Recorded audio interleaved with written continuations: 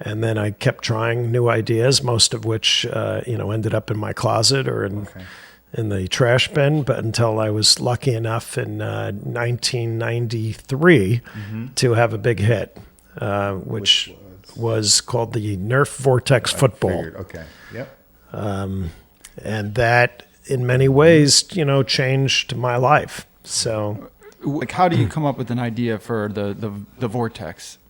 well, it was the whole idea at the time is I had this idea to work on aspirational sports concepts. Right. I was thinking, what are things that kids want to do that they can't ordinarily do? Like dunk a basketball. Hit a home run, dunk a basketball, jump higher, whatever it is. And one of those ideas was to throw a long bomb with a ball. I never could throw a football to this day, I can't throw a football properly. Yeah, I'm the same. And it's very awkward for me.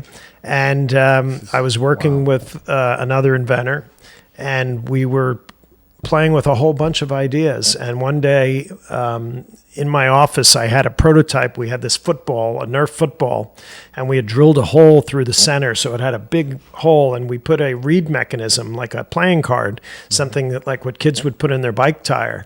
And it made a fluttering sound. And we were throwing this ball around, and we were calling it the noisy football. But I had a Nerf javelin, which was this big foam javelin. And one day in my office, I stuck the javelin inside the hole of that big giant football. And it was cool. It was like this giant lawn dart.